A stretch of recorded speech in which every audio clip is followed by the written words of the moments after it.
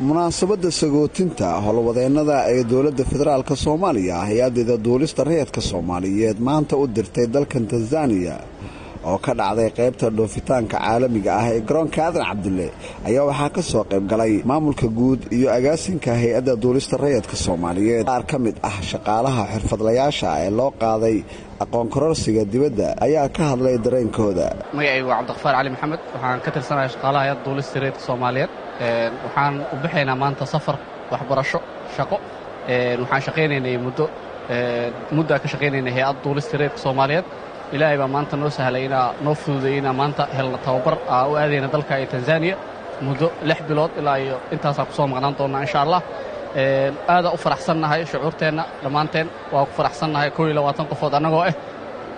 dowladda Soomaaliya iyo hay'adda duulista rayidka Soomaaliyeed aad ugu mahadcelinayna Maareeyaha Macallin Xasan aad ugu mahadcelinayna aad u mahadsantihiin telefishinka qaranka. Maareeyaha maamulka hay'adda duulista rayidka Soomaaliyeed Mudane Axmed Macallin Xasan oo warbaahinta qaranka kula hadlay gudaha garoonka ayaa sheegay in howlwadeennada oo ka kooban 22 xubnood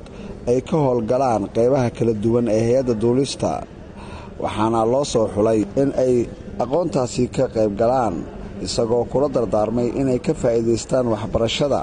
isla markaana aqoontooda ay mustaqbalka dhow ku dabaqaan baahiyaha adeegyada dhinaca hagista diyaaradaha. hay'adda duulista rayidka Soomaaliyeed in ay tababar oo dibadda u dirayso tiradii ugu badneed oo ah wiilasha iyo gabdhaha hagista diyaaradaha hawada Soomaaliya 100% shaqaalaha ka shaqeeya oo intaan hawada la soo wareegin ee ajaanib fara badan ku jirtay 100% waa Soomaali oo xirfadlayaal ah tayadooduna ay aad u sareyso laysan haysta oo dawladda Soomaaliya ay bixisay maantana waxaan rabnaa wiilal iyo gabdho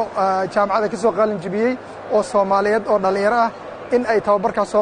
soo qaataan dawladda waxay u socdaan waddanka Tanzania oo ay muddo 6 bilood ku maqnaan doonaan ay soo qaadan doonaan qaybtii oo galaaska lagu qaadanayay oo ahayd qaybta theory-ga iyo qaybtii practice